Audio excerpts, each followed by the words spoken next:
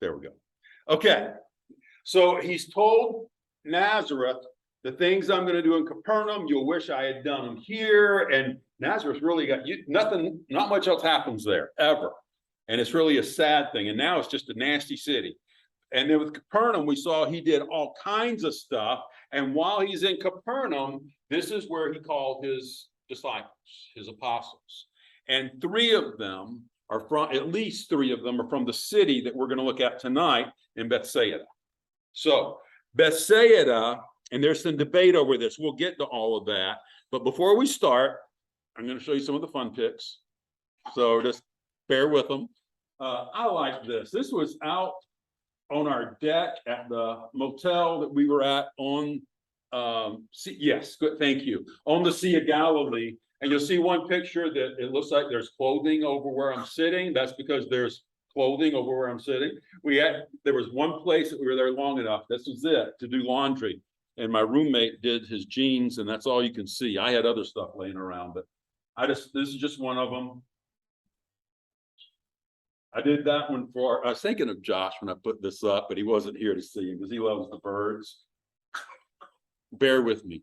These are some of the pictures. There was two of them of birds that I took, and I love these pictures. If you know, I got this one in flight, but you'll see it's because of the iPhone. I forgot what you call it, but it's the live pics. And I got that pic because of this. I have no idea. Huh? Not a clothespin? No, it was not a clothespin. And then this one, that's just that same bird causing trouble. But this is one that I really liked. I like this one. So we got him halfway into it. He was jumping from there to here. Well, here's the pit. So we're able to get that one. I really enjoyed that one. Now, there's all kinds of wildlife over in Israel. So the next wildlife, we have some of them here, but it was an exciting time there. Yeah. I was talking to my roommate. I was laying on the bed and he was walking down the little hallway and I saw his eyes get big and he turned and he grabbed a shoe. This is the 6'7" guy with his massive shoe. And I heard this wham. So he got him. And then we put he wore contacts. So we put his contacts, you can see roughly the size of it, but we figured it might be better not to show everybody that was with us this picture. So we did not. This one I liked. That is a salmon. And they ended up, this is in that same place. I take food pictures once in a while. They had all this like lemon and tomato. Nobody's gonna touch this mess. And I don't know what all this stuff is down here, but they had it propped up when they cooked it up on this hump. The face is obviously here. And you just go through with these tongs and you just pinch off meat, which I did. You pull off the meat off of this, off of the body all the way down. And salmon. It was delicious. Oh, it was good. I love salmon. So that's part of it. But it looked disgusting having the head and all on it, but it was good. Now this stuff, not so good. You'll notice there's not much of it gone, but this, Ray, how do you say that? Do you know? Jepholite? It's a very popular Jewish fish. You can buy it and, huh? Okay, it's disgusting. I didn't try it, but you buy it in a jar. I mean, huh? Notice there's a lot there. And that was like not even the worst to me. I didn't know what this stuff was. And you notice that no one messed with it. I put this into my Google Translate and that Hebrew word there, it says chicken liver. And the idea of mashed up chicken liver in these little patty things, I don't care how nice you make it look, it's chicken liver. You can have mine. That is just plain sick looking. So when I say the food over there was good, I'm not talking about that stuff. I'm talking about the salmon. So, but it was fun. And so that was some of the food. Okay, before we get to Bethsaida, the place that we went here, and I don't want to take the time to pull up Fote's description. I've got those behind these pictures right now. But this is a picture from Golan Heights. Now, if you put in your mind the Golan Heights, so let me see if I've got this. I do. And it skipped it. Okay, let's try this.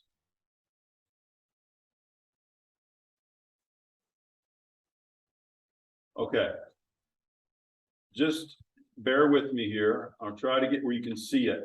So you remember we've talked about that this section right here is where you'd go in, and it's got this is the section where Trump went in and he made that statement of walls work. This is where he was in the West Bank. Matter of fact, he was right there at Bethlehem. And Bethlehem, remember the pictures we saw of the walls with the razor wire and the towers. I mean, they'll kill people for trying to get through that wall. It's a serious thing. And so you don't mess with that wall. Well, up here is the Golan Heights. And you'll know the phrase 6-Day War from 1967. And I'm going to try to get this right. I think that was in May, was the 6-Day War. Israel beat Syria, Lebanon, no, not Lebanon, Syria, Jordan, and Egypt in this 6-Day War. They conquered the Golan Heights. At Yom Kippur in, I think, October, Syria came back and took it back. And the way Fote said it was, they took it back. They defeated us. We let them hold it for 12 days and we beat them again. And we've had it ever since. So anyways, that's what happened. So now this Golan Heights, you'll notice it's still in this green. This is where we work.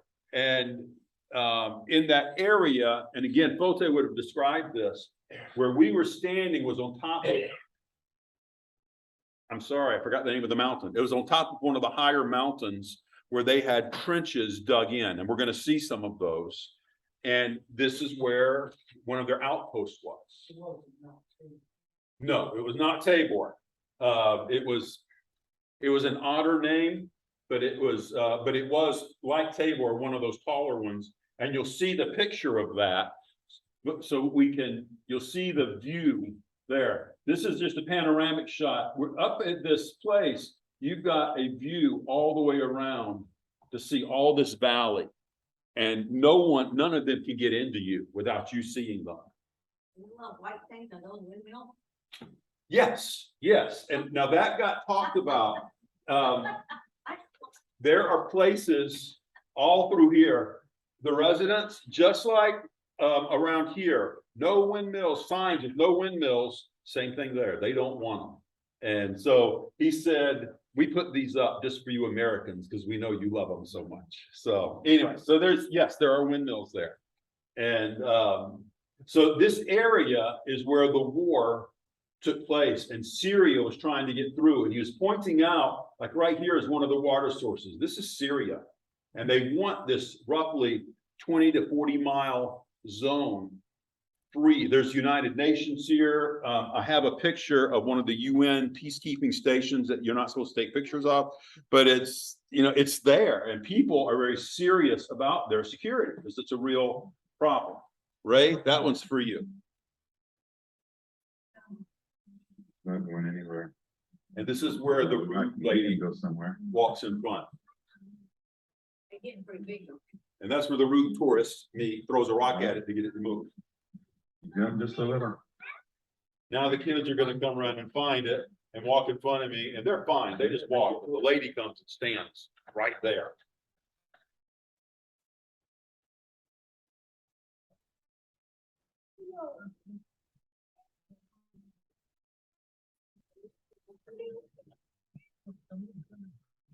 Had fallen one clean out there when they terrible. There were a few. So he took them. So anyways, that's him. Those were fun to see. I don't know what it was. It was a lizard, but I don't really know what it was. But they're fun to watch. Okay, this is one of the bunkers. Going Heights.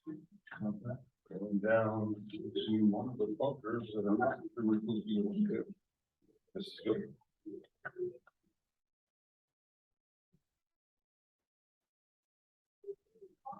You remember Steve? I'd like to take your picture. He was the semi-pro soccer player. And he's one that just got married. Down here too. I was there. There's my proof.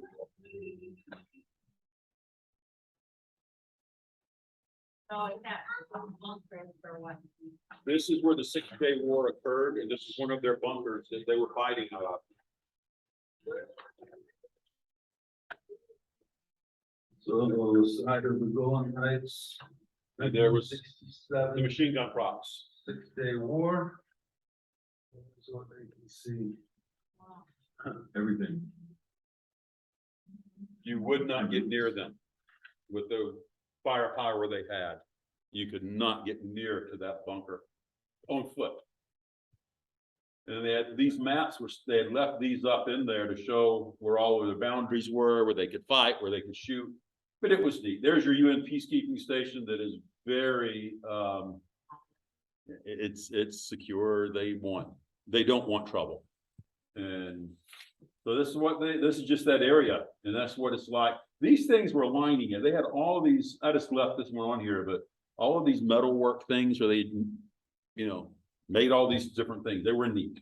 Okay, now we get to Bethsaida. Here's the issue with Bethsaida. If you remember, often you would hear Jesus talk about, we're going to go to the other side. And you'll read that a lot in the New Testament. Jesus, this is the Jewish side. This is where, and there's Capernaum. That is where Jesus was based out of, like Mike was mentioning. He was based here, but everything over here, this is where the cliffs, where he cast out the demons from the man and sent him into the pigs. This is the area it happened. Down here is where the Decapolis was, the 10 Roman cities. This is where the demoniac went down and just evangelized, told everybody about Jesus. So this area is all Gentile. Well, this Bethsaida is on the Gentile border. It's right there with them. And there's debate. Where we went, and we'll see this in a minute, it was the traditional site. And then there's another site where they say there's 2 Bethsaidas, and maybe there were 2, but they have debates over which one is which. So we may come back to this map. Bethsaida. Let's look at a few of these verses that we just looked up, or that I passed out for you. 2 Samuel 3:3. Who's got it? Okay.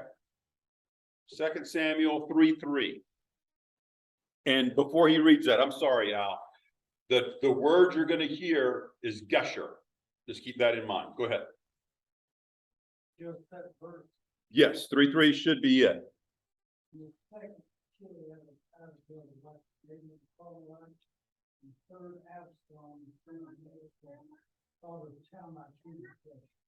Okay, so king of Gesher.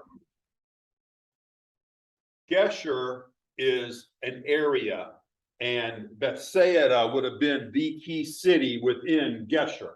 So Bethsaida was the city where David is believed to have gone to get Maacah, his wife, that bore Absalom. So David went to that city to get his wife. Now, this little thing up here is a stone that they found, and it will be in the Jerusalem Museum, but it goes back roughly to 1000 BC. So it'd be 3,000 years old. And they found it. It was pre-Davidic. So this area would have been, at that time, it would have been showing a false god. So it was pre-David's time. And that shows just the age of what we were looking at there. 2 Samuel 13, 37 and 38.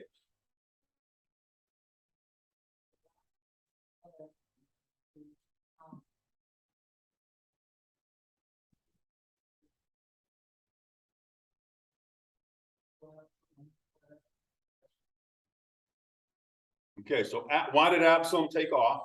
What's the problem? Why did he flee? Something big and bad happened.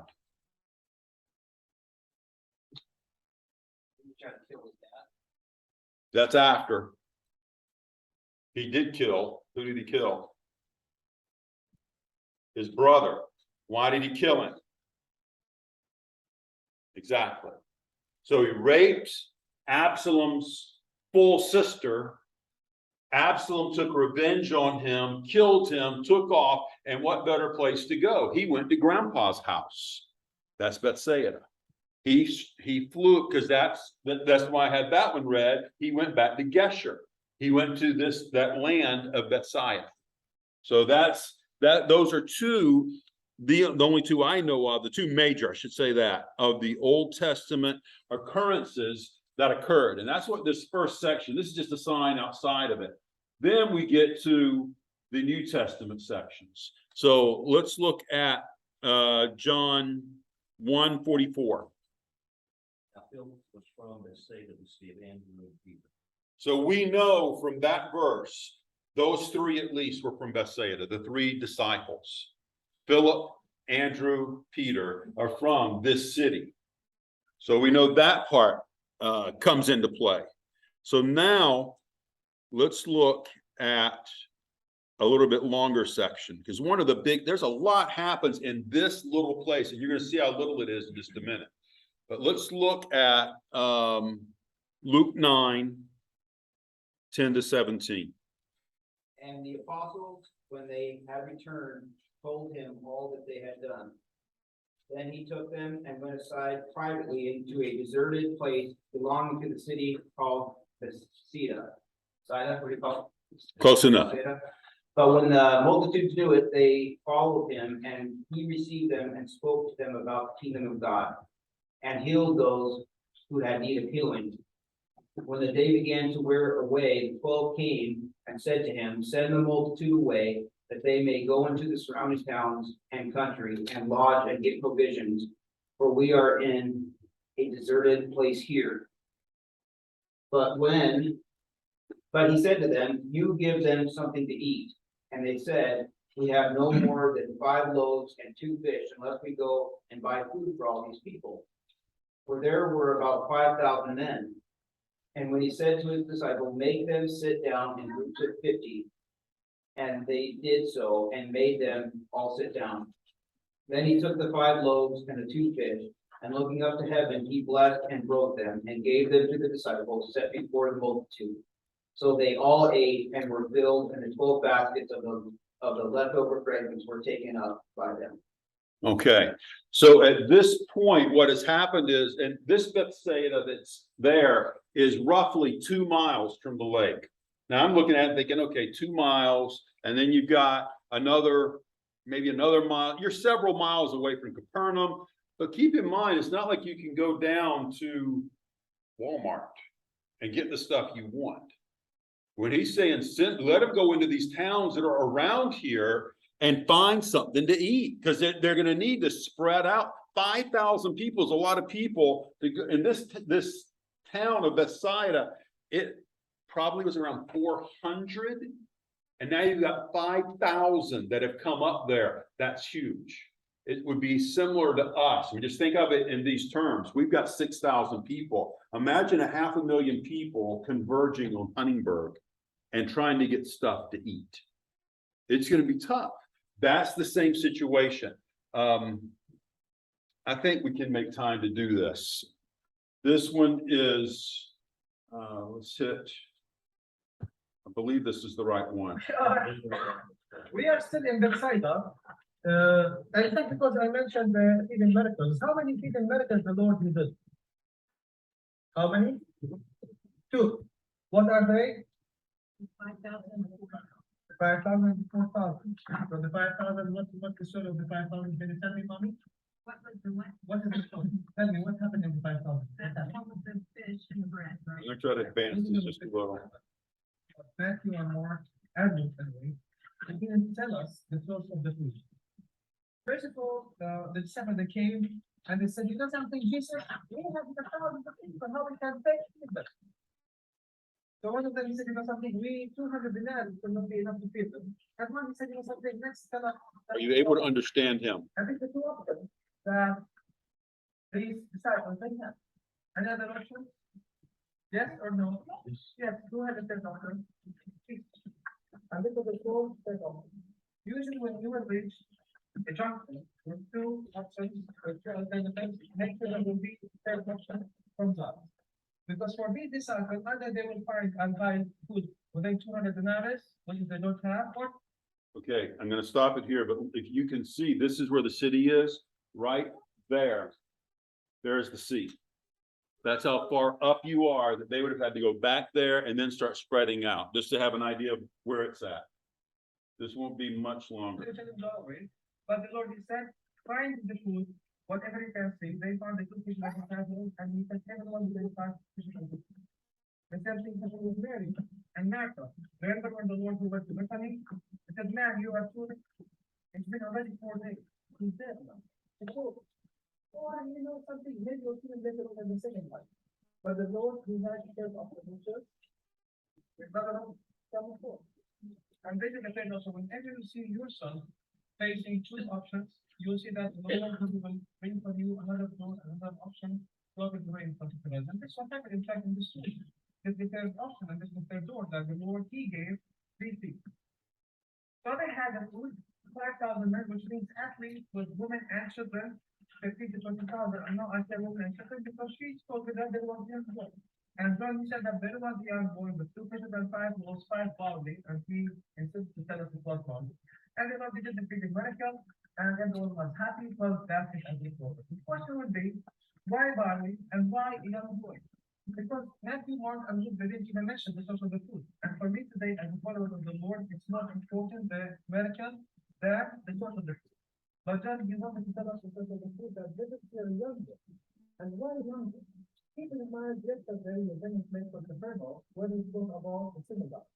And keep in mind that these young boys, they will go to the synagogue, the place where they were learning and working. These boys, they know. The second, the rabbi, he will open his mouth, he will do non-stop. Because he talking non-stop. And this was usually when they go to the synagogue. Usually the one to be right. He will take his food, he'll take his water, and he'll stay wherever the God is doing quiet. For me, it's fine. I have my own food. What's me? The only one was ready for the ceremony that the Lord Jesus was the one. He was the only one ready for him. If it is true that he said, when they thought he was connected to the patient 3 hours, I have my food, no matter how many hours to return, I'll be ready for this patient. I expect for this young boy, not that 5,000 men didn't do. This young boy, in fact, he gave his hand because he was feeding the multitude. As John wanted to tell us that, this young boy, what he did out of the way of the people would change. Okay, she's muted that thing too. I think she was holding it on her lap or something like it. So I'm gonna stop there. He goes through and basically explains the account to us, which was good. He did a good job with it. But the one of the keys that you have to keep in mind is that Jesus took what that boy offered and used it and miraculously did it. But and I guess for me, it just stood out that he did it right there. That was the place you can go and see where he did one of these miracles. For sake of time, let's push on through. There's one of the miracles he did. Mark 6, 45 to 51. Okay. And straightway he constrained the disciples to get into the ship and to go to the other side before unto Bethsaida. While he sent away the people, and when he had sent them away, he departed into the mountain to pray. And when even was come, the ship was in the midst of the sea, and he alone on the land. And he saw them toiling and rowing, for the wind was contrary unto them. And about the 4th watch of the night he cometh up unto them, walking upon the sea, and would have passed them by. But when they saw him walking up on the sea, they supposed it had been a spirit, and cried out. For they all saw him and were troubled. And immediately he talked with them and said unto them, Be of good cheer, it is I, be not afraid. And he went up unto them into the ship, and the wind ceased, and they were sore amazed in themselves beyond measure, and wondered. So you remember the video clip I showed you, I think last week, I said there was just a little bit of wind and those waves were kicking about this tall. You remember that clip? That video was taken right there. He told them to go over to Bethsaida. So they would have been coming across this area. This would be roughly the place, the area where Jesus walked on the water in this area here. And then they got to where they were going immediately. So that would have been the spot where he would have walked on water and that miracle would have occurred. Okay, one more. Well, two more. One, Mark 8:22.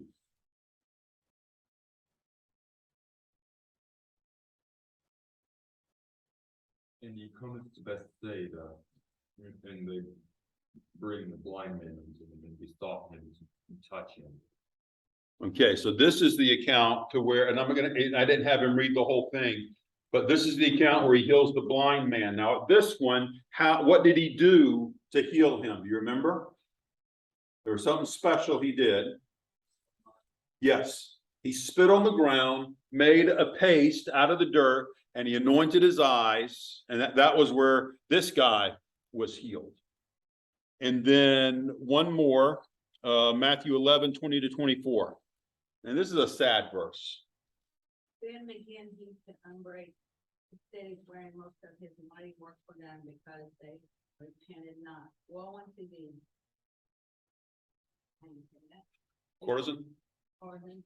Woe unto thee, Bethsaida, for if the mighty works which were done in you had been done in Tyre and Sidon, they would have repented long ago in sackcloth and ashes. But I say unto you, it shall be more tolerable for Tyre and Sidon at the day of judgment than for you. And thou Capernaum, which art exalted into heaven, shall be brought down to hell.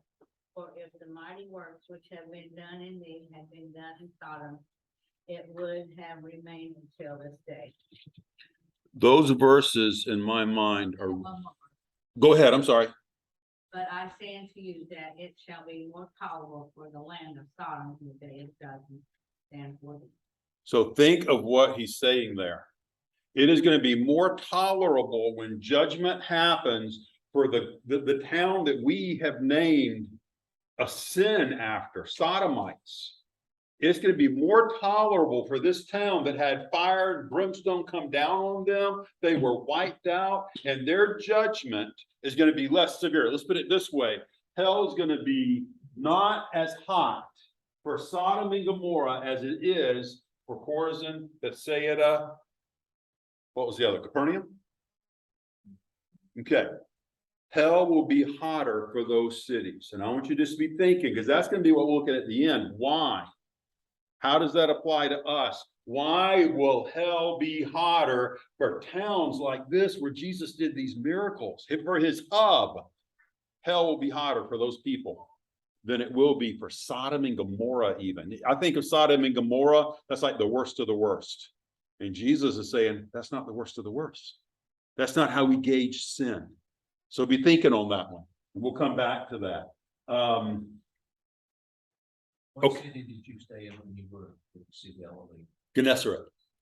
Gennesaret. It would have been where we stayed. We had Magdala here, and it was right in this area, right on the, obviously on the coast. Everything is. I stayed in Tiberias. Oh, down here.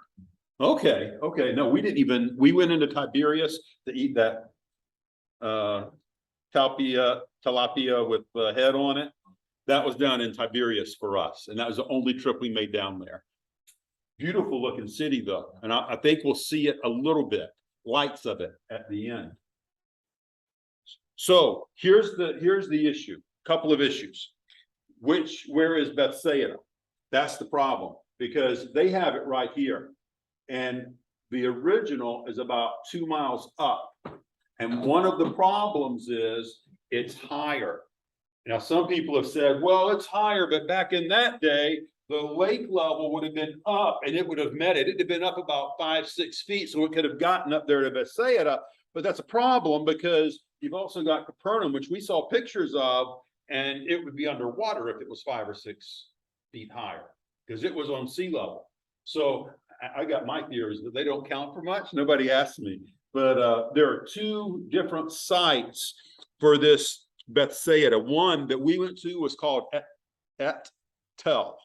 And it is considered like the traditional, and they say, remember the Tel has multiple layers where they have different things building on each other. They estimate there are 5 different layers of civilizations going under, and the one that we were at would have been David's time.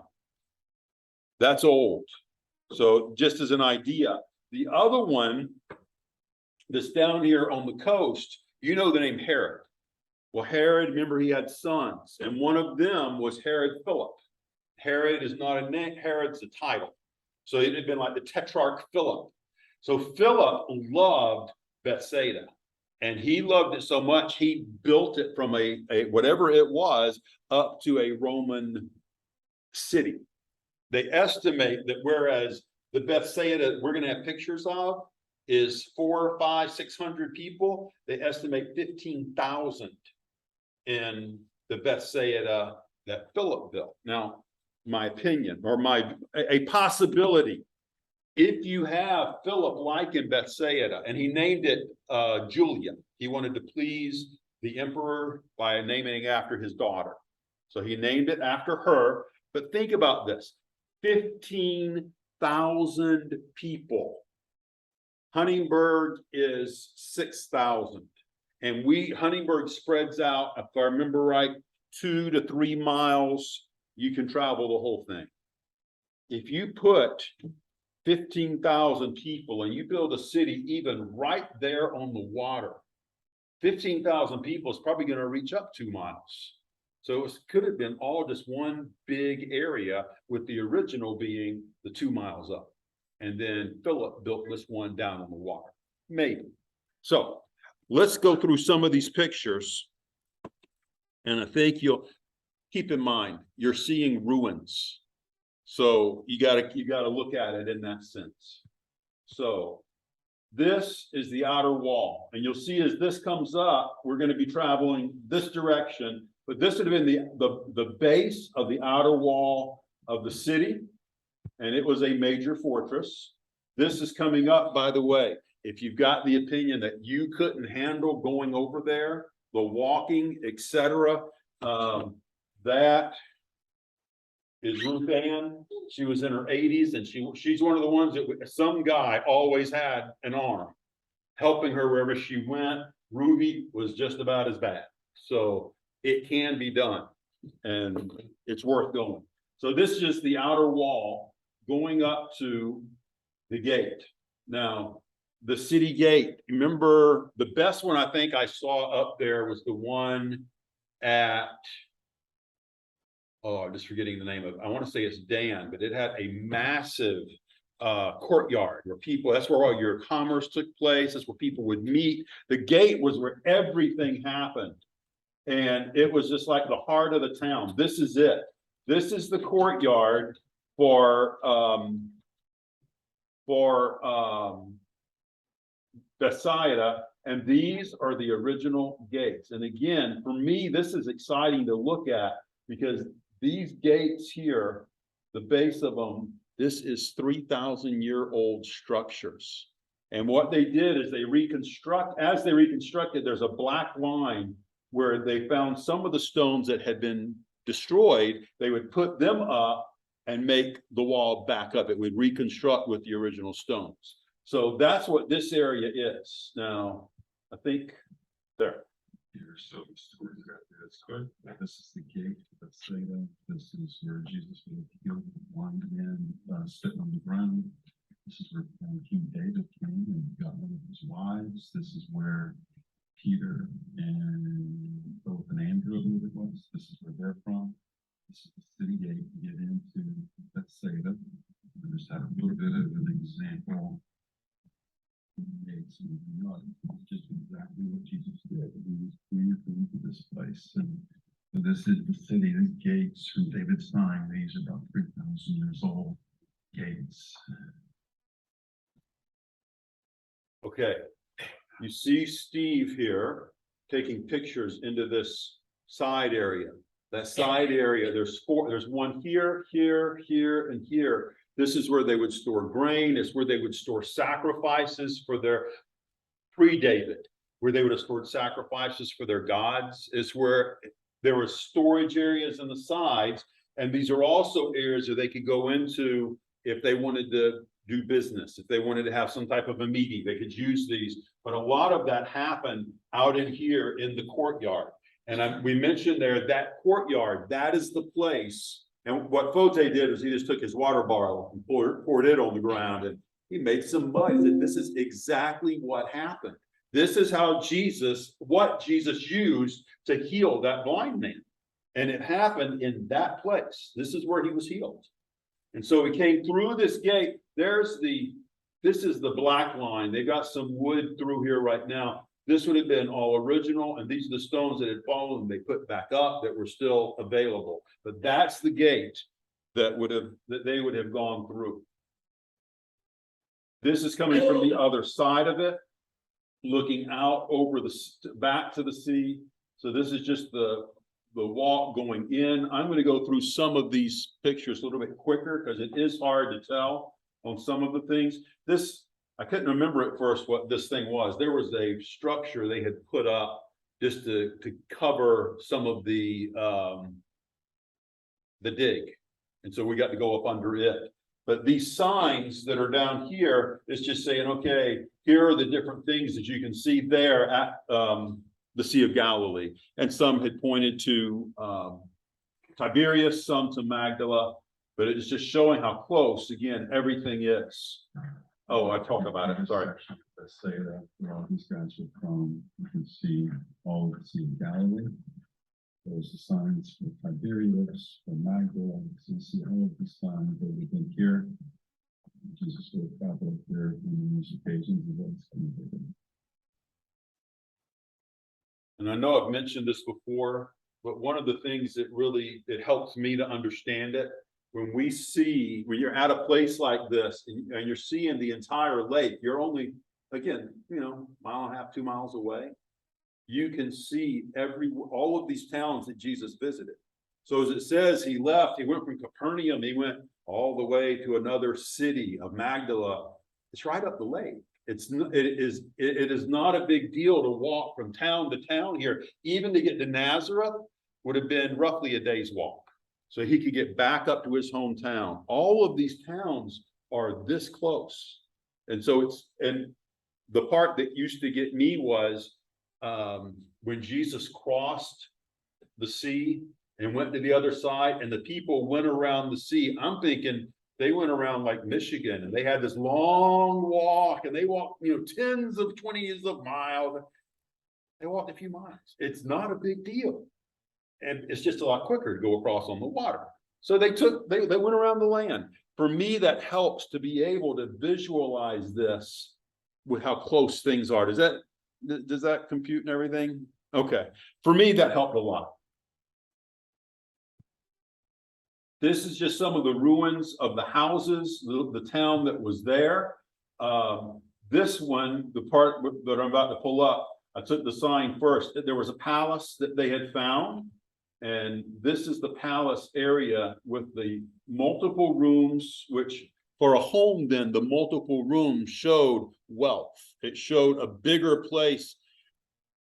This is going to sound very derogatory. I don't mean it in this way. A lot of people from other countries that come here, you'll hear of them putting multiple families into one of our homes. They don't need 4 bedrooms for 2 people. They can handle 1 room and you pull out your mat, you go to sleep, you cook, you just need a place out of the weather. When you had multiple rooms, it was a sign of wealth. So this was one of the palaces that they had uncovered. This one is just residential areas where they had multiple homes that would have been lined up on the street. This is the residential part where people would have been having their homes. The wine growers, this was another person of some means. They would have had the place in their home with the, crush out the grapes, and they found different artifacts in here that showed that it was a wine grower's house. So he would have been a guy of some means. This one, I don't remember. No, that was just one of the, going down the street at some of the residential homes. Saying here. This I thought was neat. Even up until 1967. Think about that. These are 3,000-year-old gates in a town. Up to 1967, the Syrians were using this as a guard post to be able to hunt Israelis. So that was that's why I got that picture. Okay. This is the Sea of Galilee.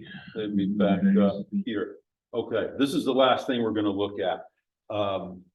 I had 3 videos. This is the one, and what this is gonna do is not so much Bethsaida, but an overview, like I was trying to show a minute ago, of the lake. So hopefully, if you need it turned up, yell at me. We're out here. One of the bullet lines out, it was several things that are interesting. They found one of the fishing boats from the time period of Jesus. Tiberius. And there's pictures that are also up there on this, you can see those. But the size of it was very small, very large jungle. It was huge. To get across the lake takes Capernaum. so getting across, we're looking at about here to the other side there, it's about 7 miles. And north to south, looking about 13 miles.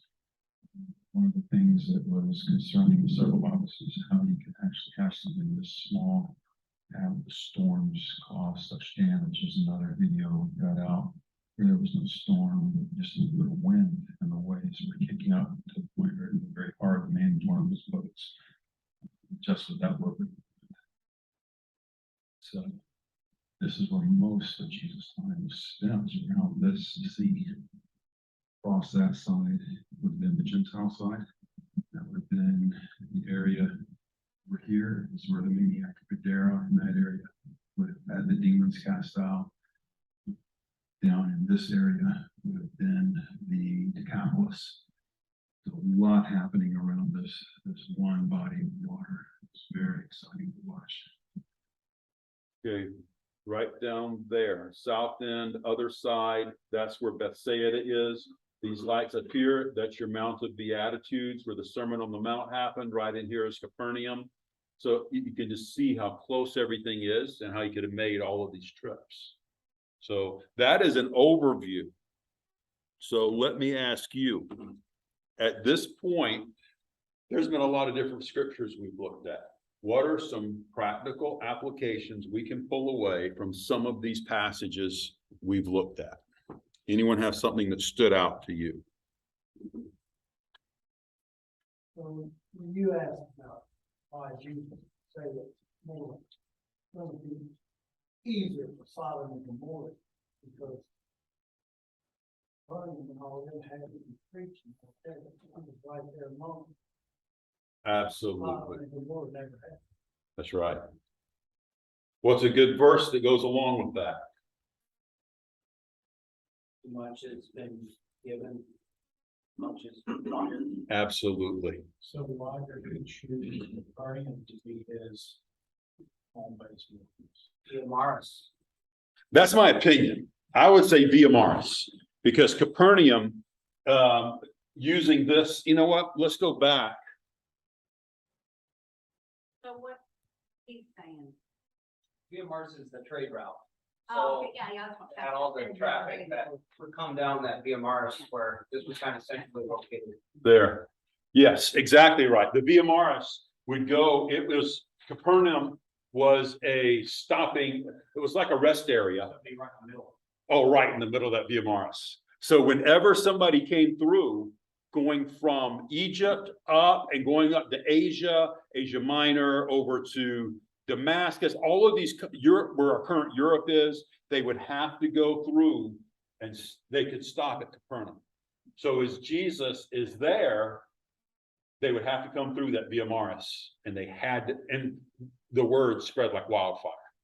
But back with Al's point, it's, for me, it's really, it's convicting, because if things are going to be hot, I'm using that word hotter, if it's going to be rougher for Bethsaida Capernaum, and people were becoming believers here. They were following Jesus, but as a whole, they were not, because they were given, and here's the words, a tremendous privilege. And it makes me think about us. You think about all the privilege you and I have. Somebody, I forgot who it was talking to me the other day about they went to the dollar store and they found this decent Bible. They can pay $1 and get a Bible.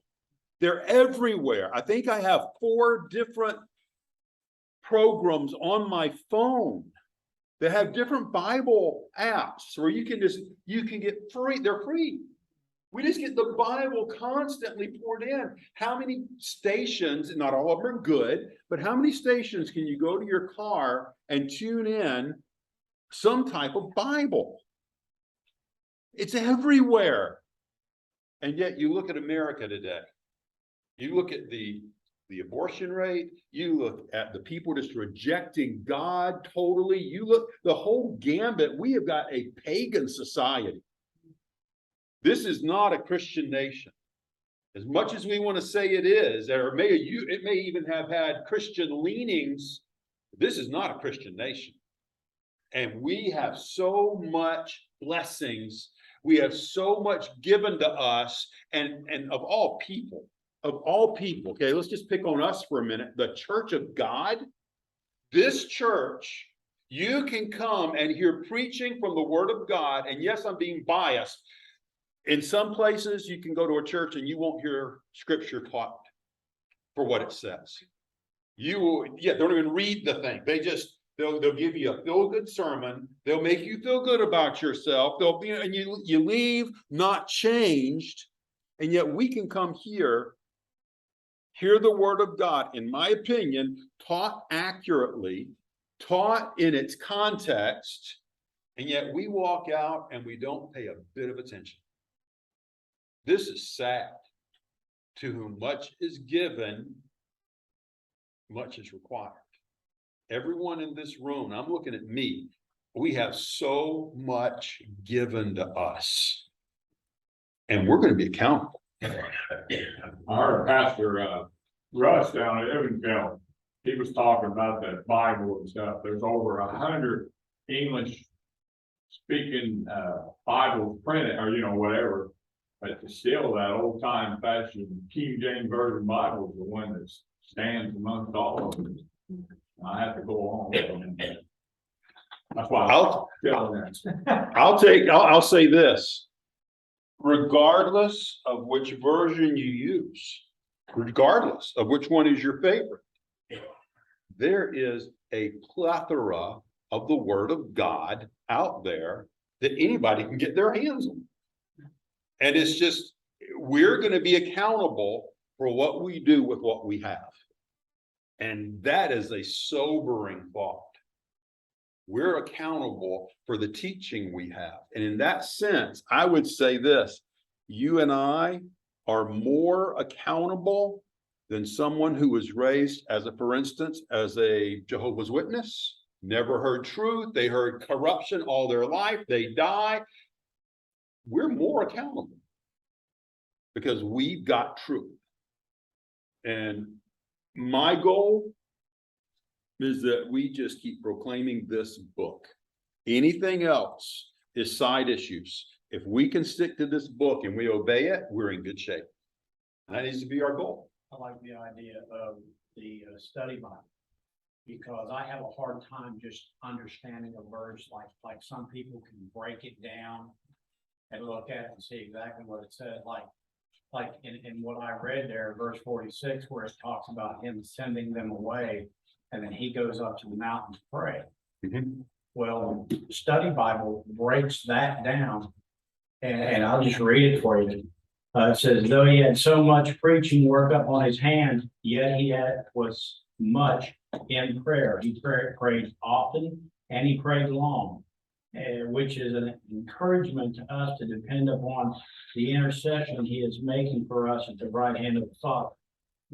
I mean, and it goes on, to break that down even further. That's right. That's right. And that's one of those, we are so blessed to have that. Yeah. These helps. We're blessed. In our library. Exactly. We are so blessed. We have so much, and yet as a culture, are we following it? Are we following Jesus?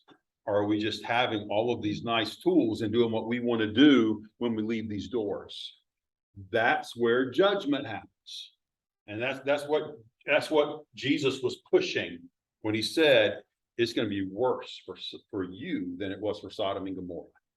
I don't know where this verse is at, but it keeps coming back on my head. It's easier for a camel to go through. I'll think about that. What? I'll think about that earlier too. You know, And for a rich man to enter the kingdom, those who have so much, they get dependent. That's what they put their trust in. Yeah. This is good. Okay, that's an excellent one. Someone else, different point. Yeah, May I go back to the Golan Heights? But Sure. you See that on the news all the time, you know, peace talks, you know, and Arabs want the Golan Heights. Why? It's the most fertile piece of property in the whole Middle East. They took that from Israel, it also like it, and they know that. If you saw those buildings in the background, those were like greenhouses. They got banana plants, these. avocado, oh, okay. Oh, back up in here. well, no, the other one, it was, we were looking down in the distance. Did I pass? There we go. There it is, all those are buildings that they grow vegetables and things down.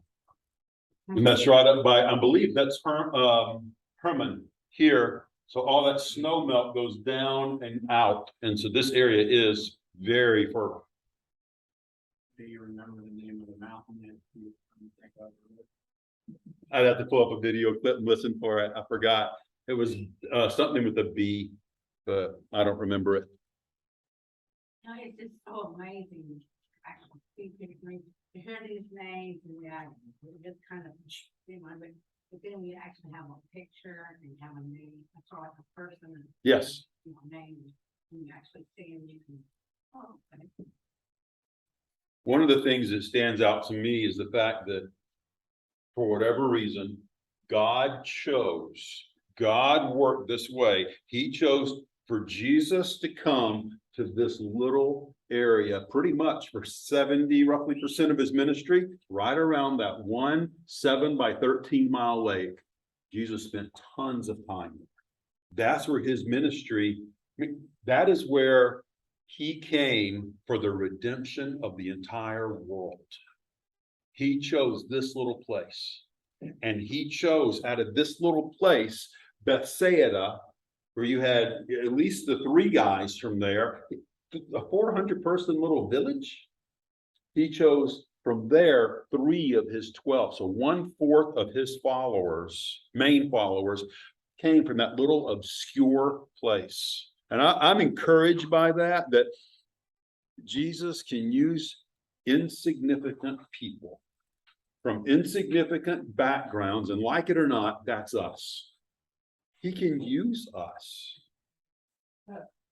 Since Peter knew from around the stairs, there's no markings of where they were buried in any of that area. The burials, I'm going to say no, because and keep in mind, all of them, Jesus said his commission to them was go into all the world and preach the gospel. And I had one person who fussed at me because his comment was, and this is wrong. He said, the only thing we see in our Bible is Paul went out. Therefore, because we don't see record of it in the scriptures, all of the other ones just stayed right there and did nothing and disobeyed God.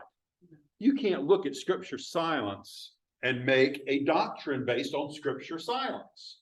We've got other history that says, you know, they went all over the world, the known world, and were martyred. So probably Peter was gone. I mean, I was just wondering. No, good question. I know people, idolize. They, Yeah. You know, when they went over there, it's, well, this is where. I was just wondering. Oh, Yeah. yeah, it's down underneath the dome. Yeah, that's, In that's, the eye. yeah, that's what I'm saying. Yeah, You know, if they had, right. you know, if they would say, well, he was from this area, so when he died, I didn't know if they. They do idolize wherever they were at. As a matter of fact, we're gonna see as we go to, it's called Peter's Basilica, I believe, which is where Jesus, to throw, not the first throw your net on the other side. It's when they were out fishing afterwards and he had the meal waiting on them and he restored Peter. They've got a good idea where that happened. But again, the Catholics have just built up this shrine and they do that a lot. And they got Andrew in Santiago de la Bethsaida in northern Spain. Which is good in the sense that you can see that most likely you see where people went and that they did go all over the known world. The disciples did their jobs. And history shows it while the Bible just doesn't report it. We don't have the records, and that's okay. I mean, like I said, I was just, I know they're hard.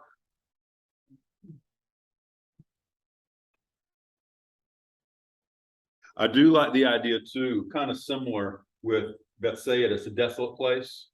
Jesus chose to do, and again, this whole area, desolate, not a lot there. He chose to work in a desolate place. He chose to work with, he didn't have to go, forgive me, New York City. He went to this desolate area where there was a lack of stuff, a lack of goods. And I appreciate the fact that God will often put us in difficult spots. He wants to show his glory. He wants to show his power. Does it mean that, okay, he's going to put you in a difficult spot and now God's going to bring you out with something bigger and better? No, it doesn't happen that way. But I'll tell you what, God puts us in difficult spots and here's the bigger and better. So we get our focus on him. We glorify him. It's about him. It's not about us and about our situations. It's about God. And he will put us in desolate places and it gets our attention.